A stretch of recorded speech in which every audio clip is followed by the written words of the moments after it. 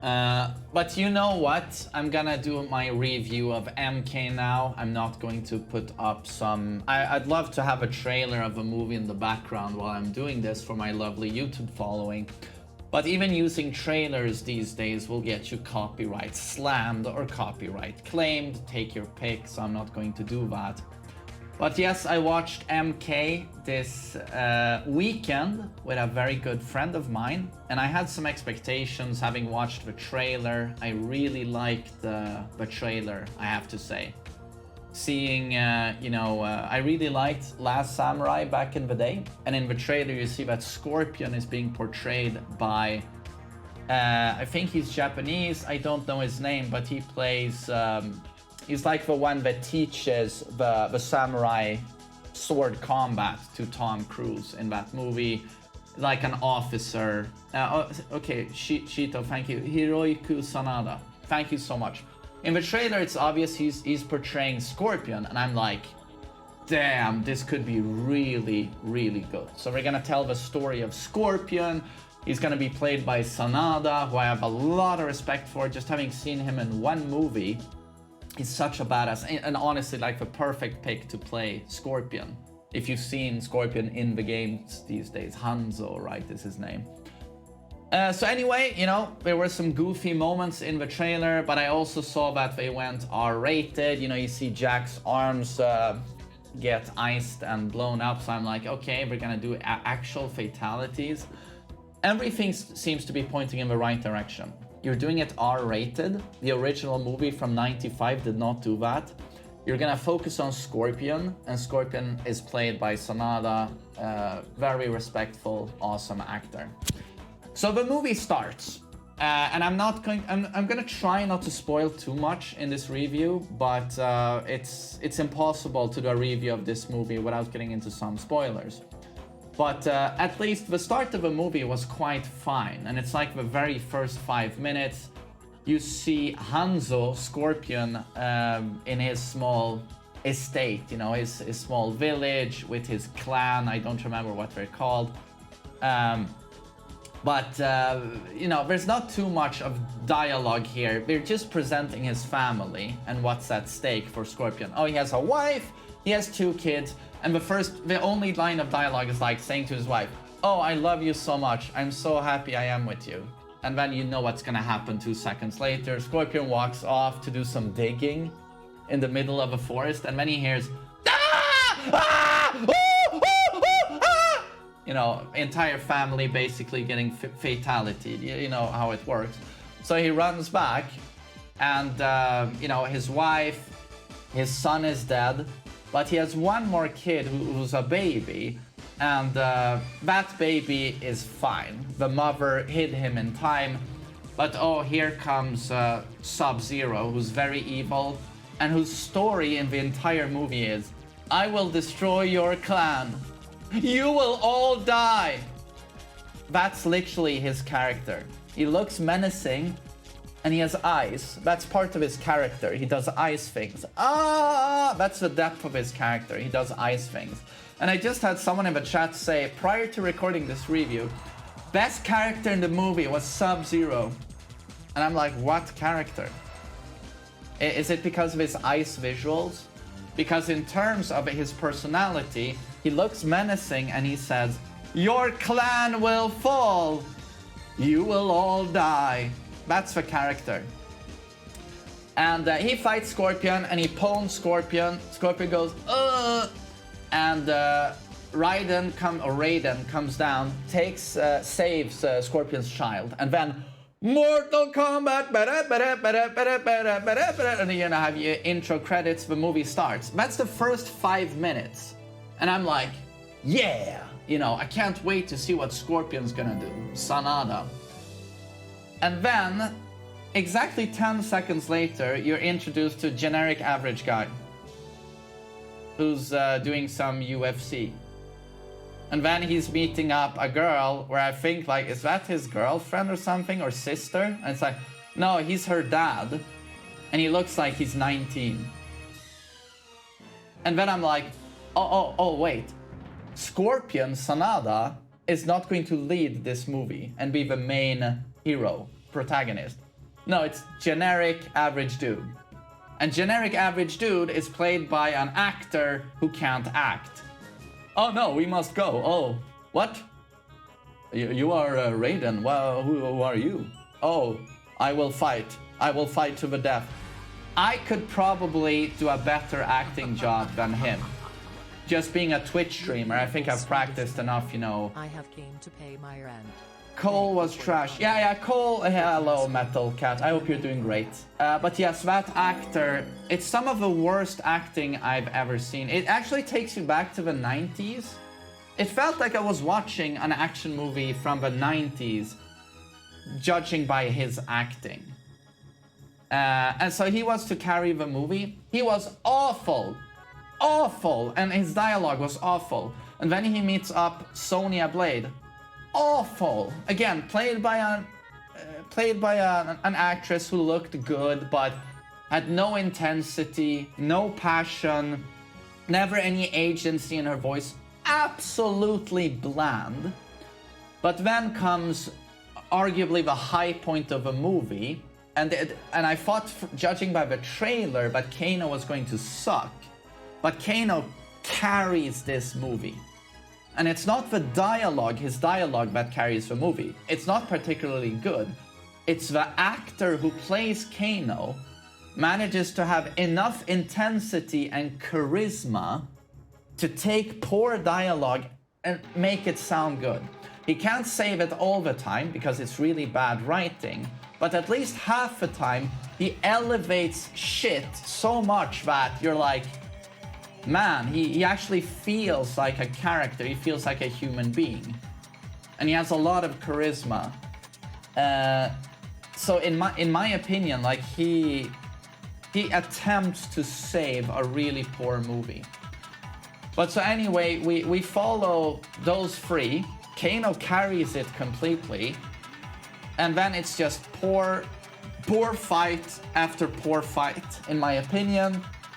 Effects were really very, very average, sometimes poor, but it probably didn't have the biggest budget. And I'm not going to shit on it too much because we immediately like to compare to, you know, Godzilla vs. Kong, Avengers, you know, $200 million movies. It's obviously not gonna look like that. So I'm gonna pardon the effects. And some shots were impressive, some fight scenes were cool. Sub-Zero was a shit character. I like the ice gimmick, but I need to hear more about his motivations. It was absolutely bland. Shang Tsung is a joke. If you've ever seen the original MK movie from '95, where he's played by Kawasabi, what's his name again? Just oozes charisma. The original Shang Tsung. There's a Kari Tagawa, thank you. There's a reason Kari Tagawa played like every goddamn Asian gangster in every like 80s generic action movie from Hollywood. It's because he's extremely charismatic. He's really good at playing the boss. And his Shang Tsung still holds up today. He's so good in the role. I mean, play MK Aftermath and you'll see it, you know, in MK11. But no, the Shang Tsung in this movie, they will die. We will kill them. What were they thinking? Shang Tsung is supposed to have swag. He's supposed to have, like, moves. He's a badass, but he's just absolutely bland. Absolutely bland in this movie. So I'm just gonna see if I have everything. Oh, and Scorpion, Sanada, he's in the first 5 minutes, and then he returns for the last 5 minutes. And you're like, it's almost like Tekken Blood Vengeance, the CG Tekken movie, where you're like, why do you start out the movie with the Mishimas, the first 2 minutes, and then you end it with the Mishimas? And in the middle, you have Xiaoyu and Alisa for 1.5 hours. And you do the exact same thing with this movie. You're like, but people want to see Scorpion. They don't want to see insert new generic pretty boy Cole Young For the entire movie, we wanted to see Scorpion's fucking arc. And I'm not even a Scorpion fanboy. So it's just so dumb. It's so dumb. And the fight scenes did not get my interest. The story is so unbelievably bad. And in terms of budget, the movie almost feels claustrophobic. The actors are always in very small spaces, and this tells you about the limited budget. They're always either in super small sets or very small green screen sound, green screen recording rooms. Everything is very small in the movie. It feels very enclosed. And Liu Kang was also super bad.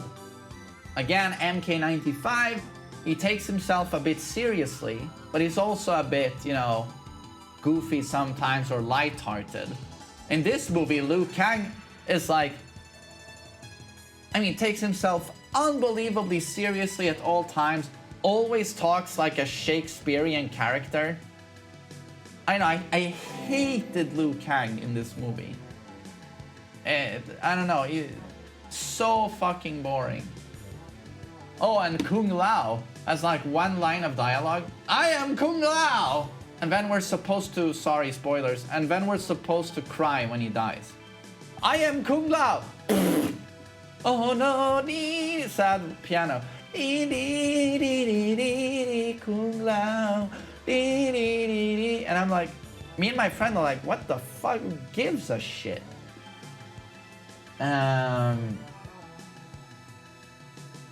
It's such a bad movie. Such a bad movie.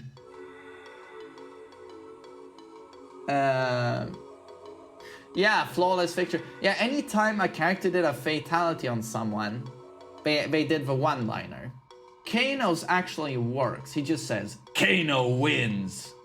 Like that. And he says it with some charm, and you're like, yeah. And then Kung Lao, flawless victory.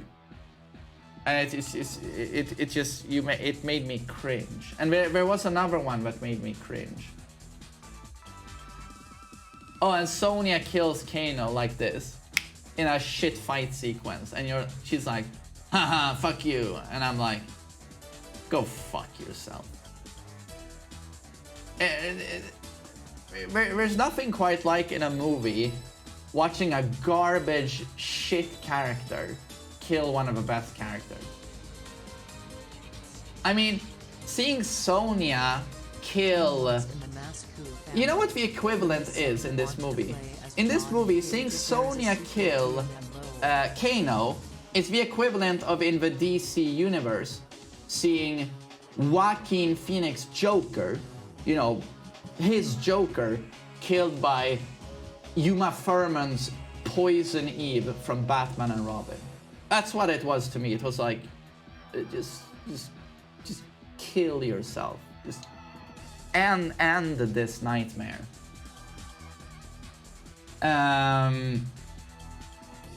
God, is there anything I want to say about this movie?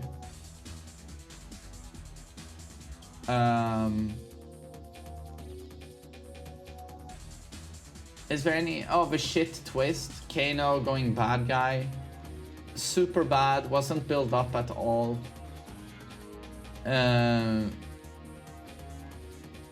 Hey, Zion. Welcome. I don't know. There's just not much to say.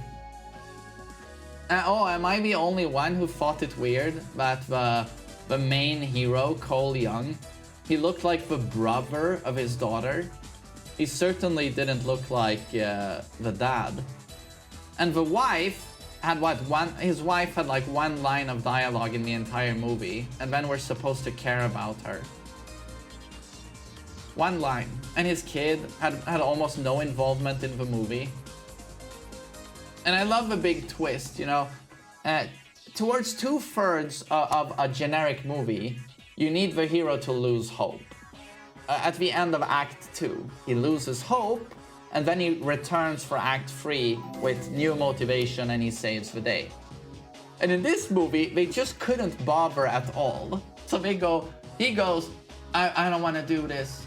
I can't do this. And Raiden teleports him back to Earth, and he shows up, boom. He's on his own lawn, on the backside, on his backyard, his house. And his family come and greet him. And then 1 second later, Goro shows up. Oh, I must kill you, Cole Young. And our hero beats Goro. There's no dialogue, he just beats Goro. Boof, boof, boof. I am now motivated. Raiden, send me back. And you're like... But... Shouldn't the writer at least write in some, like... something happens to him, his character, that motivates him? Some interaction with his wife or some other character, or he gets some convincing from someone. He learns something new about himself and the world he's in. But that's usually what happens in movies. But in this movie, he's simply sent back. Goro shows up and he just beats up on Goro, and then he's like, I'm gonna save the world. I'm like, yeah, I don't know.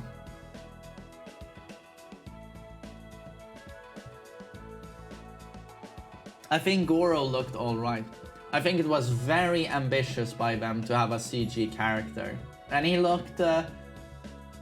of course, it's not Thanos from Avengers, but it looked alright. It looked alright. But yeah, this movie just absolutely sucked ass. Me and my friend, we were actually very willing to give it a chance with the first 5 minutes. We liked it.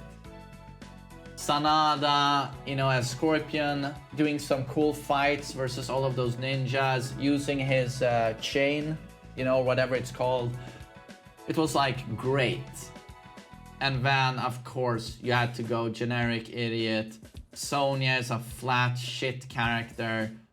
And then it's up to Kano to fucking carry it. And the story is unbelievably bad. And why did they give Sub-Zero that goofy fucking armor? Sub-Zero looks cooler in the last 60 seconds of this movie, where he removes his armor, his plating, and it's only the regular ninja outfit beneath. He looks 10 times cooler. But the entire movie, he's running around like a Power Ranger with that armor, and it was so stupid. Yeah, the intro was the best part, the first 5 minutes. And I saw that they posted the first 5 minutes to YouTube for people to see. And that's a smart move. Because you think you're going... watching those 5 minutes, you're like, oh, this has me hype. This is the movie I want to watch. But then, boom, generic shit movie. The first 5 minutes are not at all what this movie is about. Not at all. Yeah, it certainly worked. And the trailer worked. They showed Sanada, you know, you're like, oh, the story of Scorpion. And it's like, nope. Fuck you. It's a story of a guy you don't give a fuck about who's a horrible actor. Yeah, bad move by Warner and NetherRealm Studios. Very, very idiotic. Fucking moron. Imagine if they only had focused on Scorpion and Sanada the entire movie.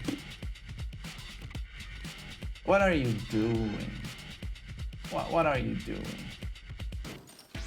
NetherRealm had no say in the movie though. Okay, Warner then. Warner, what the fuck is Warner doing? And Warner is the same studio that made Joker.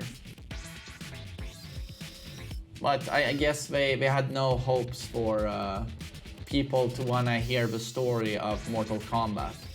Oh, no one's gonna want to hear about Scorpion for 1.5 hours. Put in a generic shit character that people can relate to. Some fucking average goofball.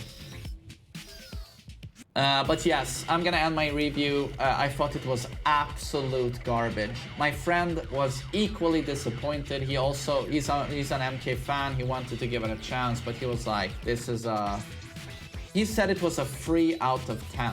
I wanted to say 2 out of 10, but yeah, Kano elevates it to 3 out of 10. So I'm gonna concur with my friend. But yeah, an absolute garbage piece of shit movie, in my opinion.